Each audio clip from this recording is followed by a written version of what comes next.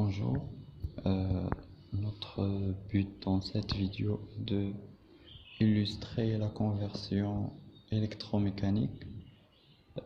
Pour ce faire, on va utiliser un générateur triphasé. C'est un générateur triphasé ici qui nous donne 3 signaux dont le déphasage entre chaque 2 signaux est de pi/3. On peut régler ici l'alimentation, l'amplitude de ces signaux-là, et ici on a la masse, et on peut régler la fréquence de ces signaux, et bien sûr le sens de variation de phase. À l'aide de ce générateur-là, on alimente 3 bobines, et donc on aura ici un champ. Chaque bobine crée un champ sinusoïdal, et les 3 champs seront déphasés, et leur somme ici nous donne un champ tournant avec une vitesse oméga qui est la fréquence réglée sur le générateur. Au milieu ici on a une cage qui peut tourner sur un axe fixe. L'axe il est là.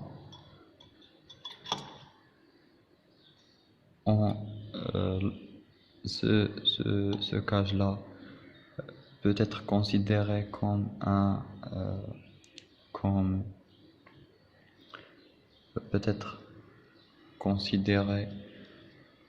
dipôle magnétique, et donc ce champ magnétique interagit avec ce dipôle là pour ce qui entraîne une rotation, car la force magnétique n'est pas une force conservative, car la force magnétique ne travaille pas. En démarrant le générateur et en réglant une fréquence de 1 Hz,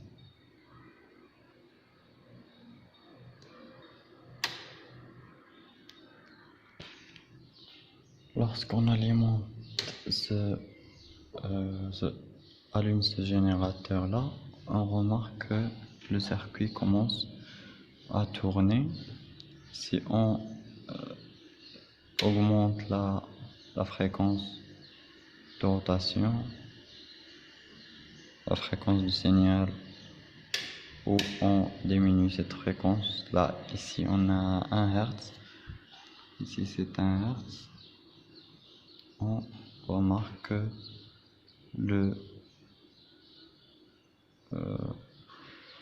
la rotation est quasi nulle, alors que si on passe sur 50 Hz, la rotation commence à être très visible.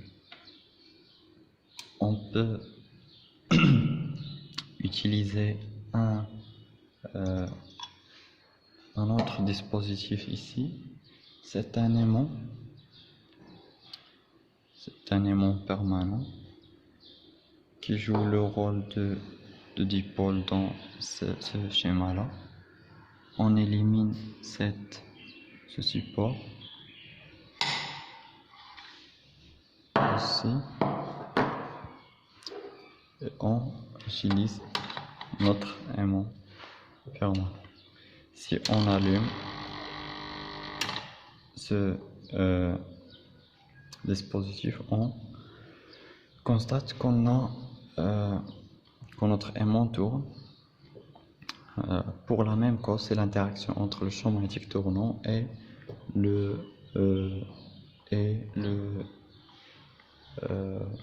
l'aimant qui est considéré comme un dipôle.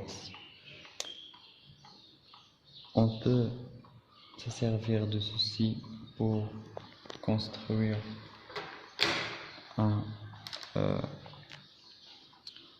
pour faire tourner ce moteur-là. En tournant ce moteur,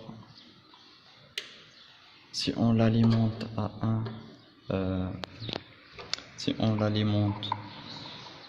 à un voltmètre, on a ici notre voltmètre numérique. C'est une génératrice. On a ici, lorsque la vitesse de rotation est nulle, on a ici une tension nulle. Si on commence à tourner ceci, on a une tension qui, dont l'amplitude dépend de le signe le sens de rotation et de la vitesse de rotation. Lorsque la vitesse de rotation est grande, on aura une tension grande, et lorsque on change le sens de rotation, le signe de la tension change aussi. Ce dispositif-là convertit l'énergie mécanique, qui est ici une rotation, à une énergie électrique sous forme d'une tension ou d'un courant. Alors que le premier dispositif ici convertit une tension électrique à un champ magnétique, et donc à une énergie magnétique, puis à une énergie mécanique qui cause la rotation de notre aimant ou de notre cage. On peut relier les deux. On relie les deux avec une corde ici.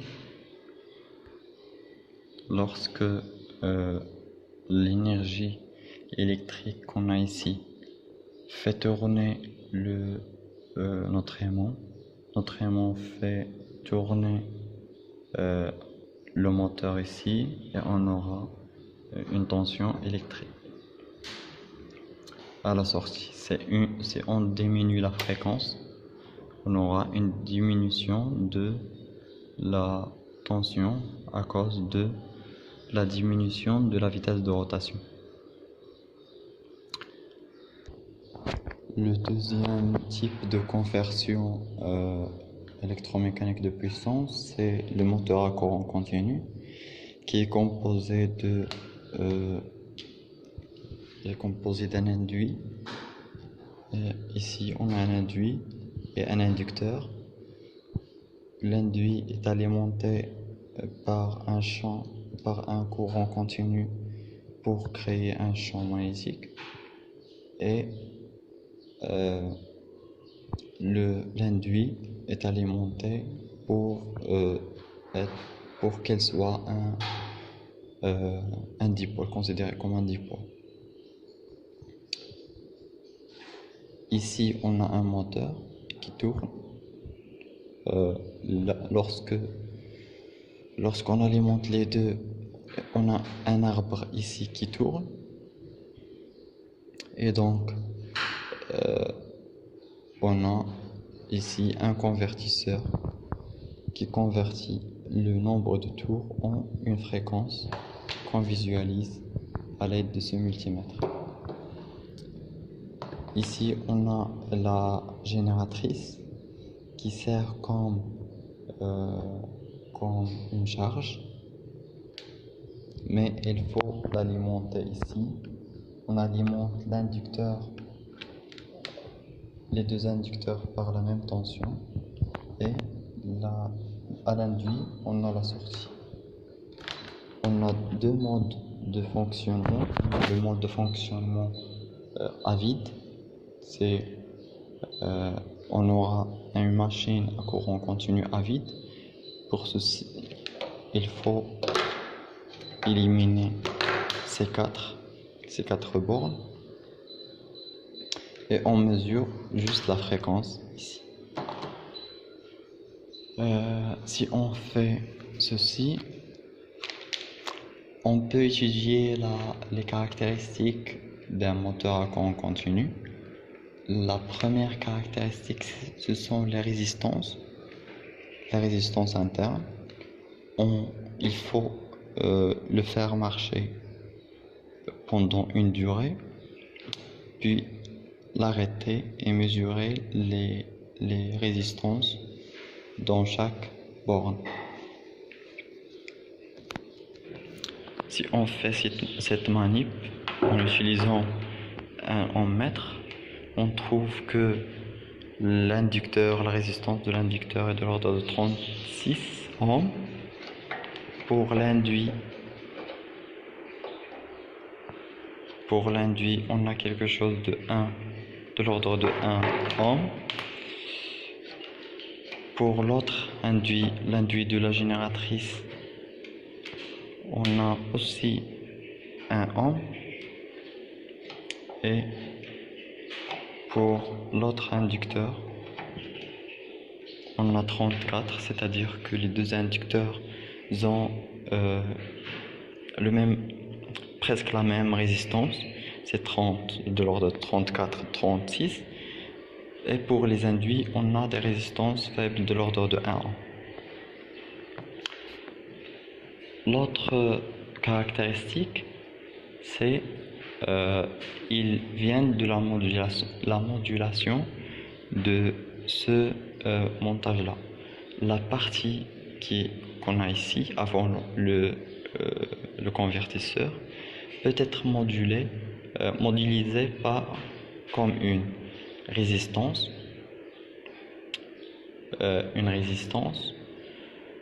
une bobine, une résistance R, une bobine L et une force électromotrice E. L'inducteur est modélisé comme une bobine, comme on a ici,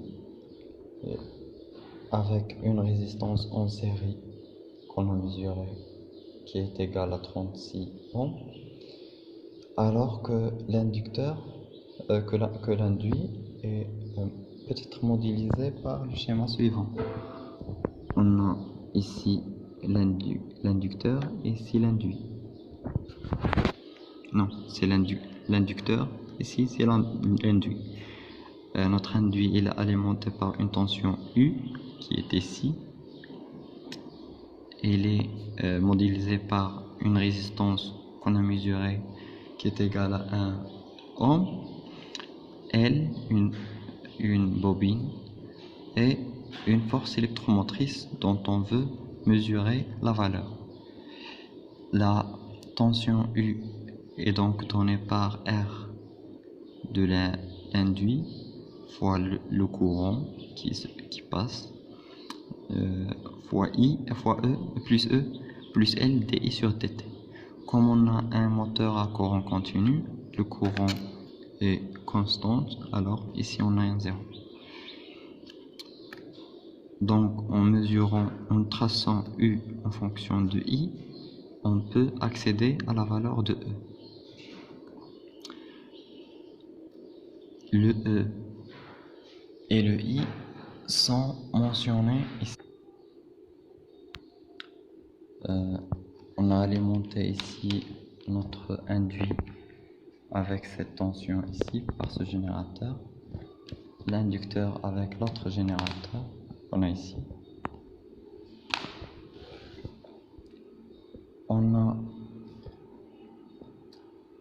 pour calculer E, la valeur de E, il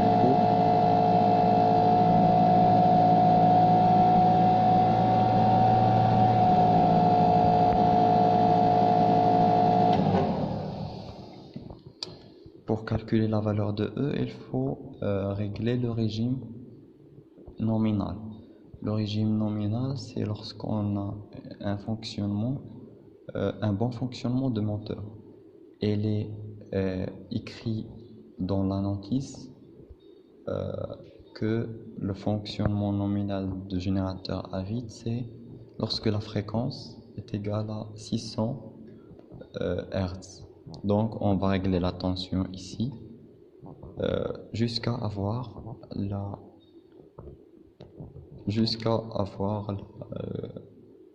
la fréquence égale à 600 Hz.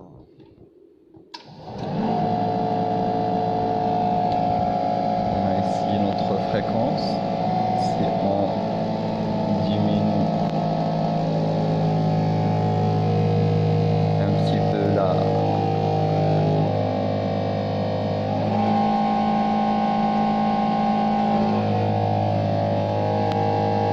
tension,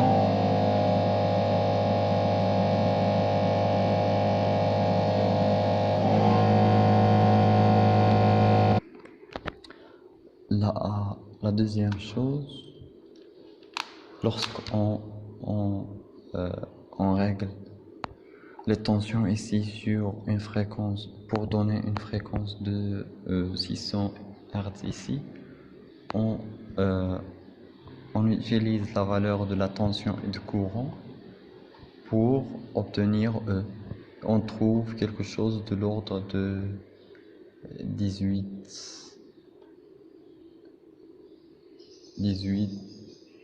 volts jusqu'à 12 volts, entre 18 et 12.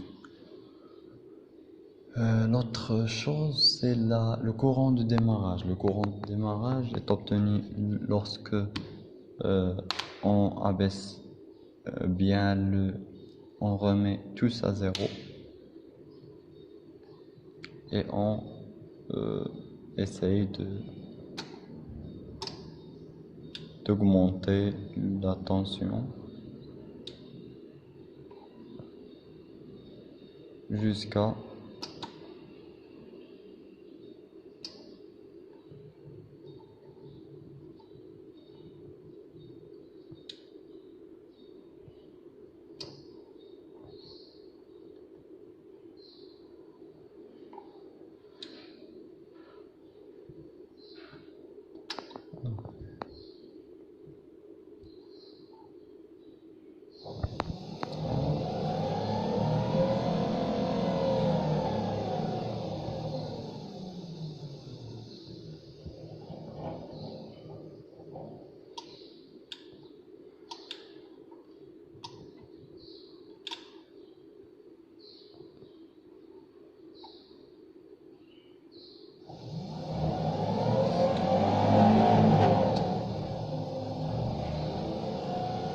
on constate que la tension de démarrage est de l'ordre de 0,7 jusqu'à 0,9 ampères. L'autre chose, c'est la détermination de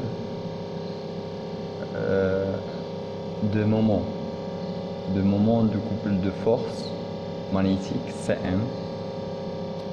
Pour déterminer ce couple de force, il nous faut une constante qui est obtenue par cette relation.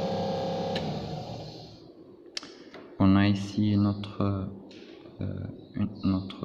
E, on a déterminé E pour 600. Pour F, ici c'est la vitesse de rotation,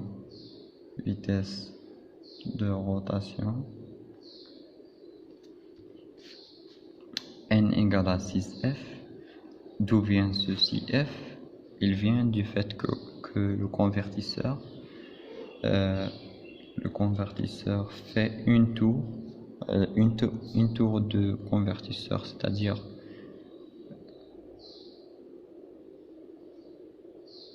une tour de convertisseur. Le convertisseur contient 12 pales, et donc si on divise 60, une tour par minute.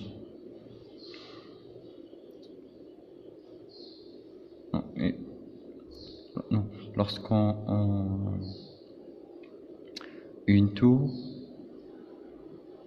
n c'est en tour par minute et f c'est en seconde moins 1. Et donc, il faut multiplier par, il faut multiplier par 60 pour passer en minutes. 12, c'est le nombre de pales pour faire la correspondance entre le nombre de tours et le nombre et la fréquence mesurée par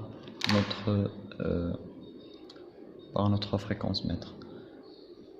En traçant E en fonction de n, on trouve le facteur de proportionnalité K, mais il faut la tracer pour des valeurs intermédiaires, c'est-à-dire pour des fréquences un peu proches de la fréquence nominale, soit entre 400 et 600 Hz. Après qu'on obtient un K, on calcule le couple électromagnétique, c'est Cm, qui est égal à K fois I. K, c'est cette constante-là, alors que I, c'est le courant nominal.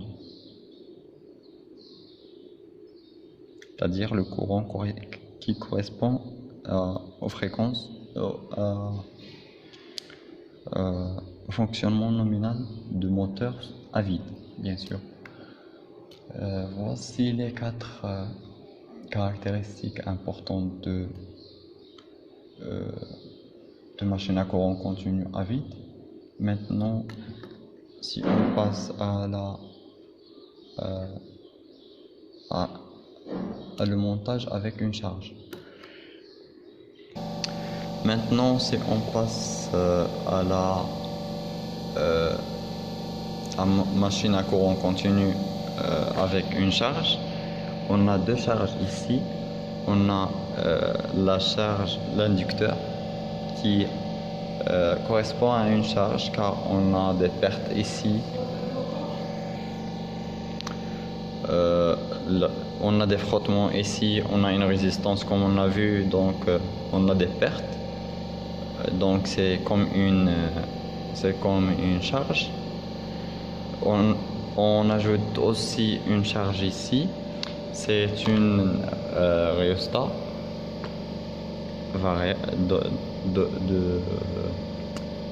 de courant de résistance variable. On a utilisé ici une rhéostat de 100 ohms qui supporte un courant de 1,8 ampères maximal. On l'a fait en série avec un ampère-mètre pour mesurer le courant. Et on a toujours notre fréquence mètre pour mesurer la fréquence, mais on n'a pas besoin de ce fréquence mètre dans cette manipulation. Le but de cette partie, c'est de déterminer les rendements, ou on peut dire le rendement en puissance de moteur lorsqu'il est en marche et lorsqu'on a une décharge. Pour ce faire, il faut faire le bilan de tout ce qu'on a ici. La puissance entrant, c'est les 3 puissances qu'on a ici. Si on prend le générateur tout entier, on a 3 puissances qui entrent. On a la puissance sur les 2 inducteurs, une ici et l'autre ici. On a la puissance électrique qu'on donne à l'induit. C'est 3 puissances qui sont à l'entrée. Pour la sortie, on a ici notre puissance qu'on peut mesurer. On a notre puissance qu'on peut mesurer à l'aide de 2 multimètres. Un ampère-mètre qui nous permet de mesurer le courant à la sortie et un voltmètre qui nous permet de mesurer la tension entre les bornes de notre charge ici.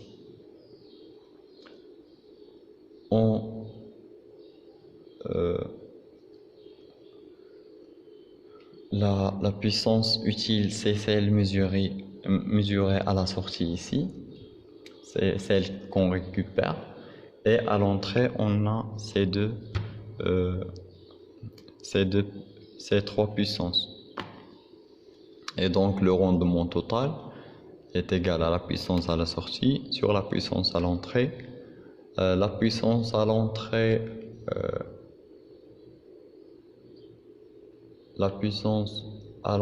c'est U fois I ici, plus U fois I,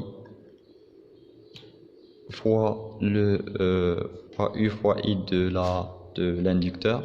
Mais comme l'inducteur, on a ici, on le branche en parallèle, donc pour l'alimentation de l'inducteur, il faut diviser le courant sur 2. Donc, on fait la tension fois le courant sur 2, plus la tension fois le courant sur 2. Alors que pour l'induit, on a juste la tension fois le courant. Et donc, la somme de tous ces trois termes nous donne la puissance d'entrée. La puissance de sortie, ou la puissance utile, on a vu comment la mesurer. Et le rendement, généralement, on trouve quelque chose de l'ordre de 11,5%. On peut diviser aussi notre machine en deux parties, la partie moteur et la partie génératrice. On peut calculer le rendement de chaque partie qu'on a ici.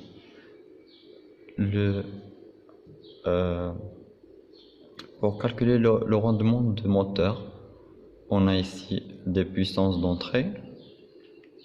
Qu'on a dit, c'est la tension d'entrée sur l'inducteur fois le courant, plus la tension d'entrée sur l'induit fois le courant,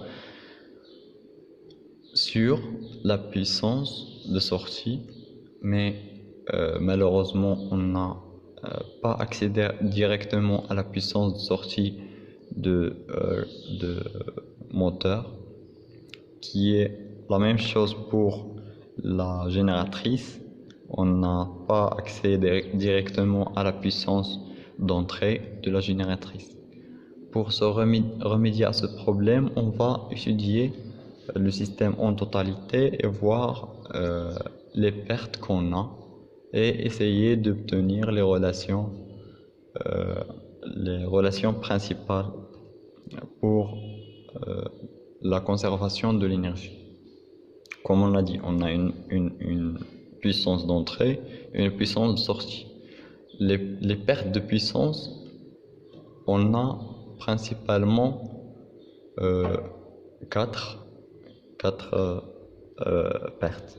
On a premièrement les pertes par effet de Joule dans les résistances qu'on a ici, dans l'inducteur et l'induit de moteur.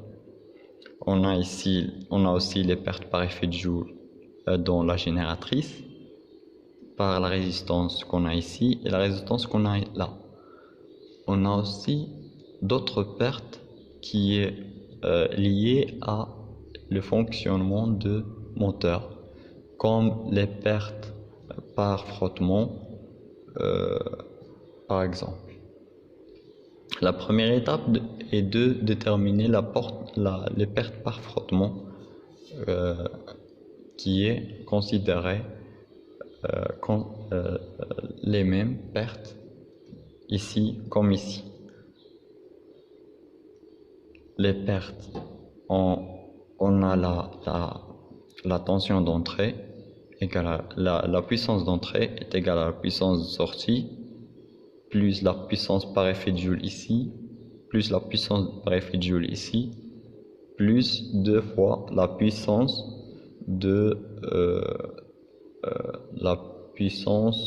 dissipée par autre cause, comme on a dit, par les frottements par exemple.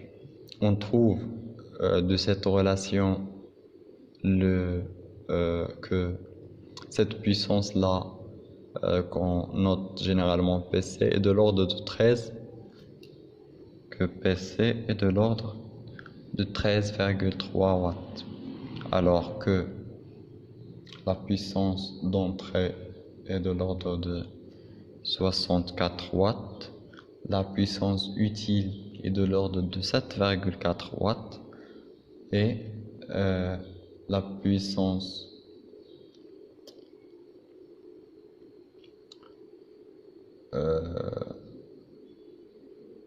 et donc on peut calculer le rendement de chaque partie. Le rendement, comme on a dit, de moteur, c'est le rapport des puissances d'entrée sur la puissance de sortie. La puissance de sortie est égale à la puissance d'entrée moins les pertes par effet de Joule ici, moins les pertes PC qu'on a calculées là. On trouve des rendements de l'ordre de 40, inférieur à 40%. Même chose ici, la puissance de sortie ici, c'est la puissance d'entrée ici, et on trouve bien la même chose, c'est-à-dire que un rendement inférieur ou de l'ordre de 30-40%. Le produit de ces deux rendements nous donne bien la valeur trouvée par le rendement total, ce qui est bien en accord avec la relation. C'est tout pour la conversion électromécanique de puissance qui est la base de qui est divisée en deux. On a la conversion d'une énergie électrique à une énergie mécanique. La base c'est les moteurs, et la conversion de l'énergie mécanique en énergie électrique, c'est la base de la génération d'électricité. Et merci.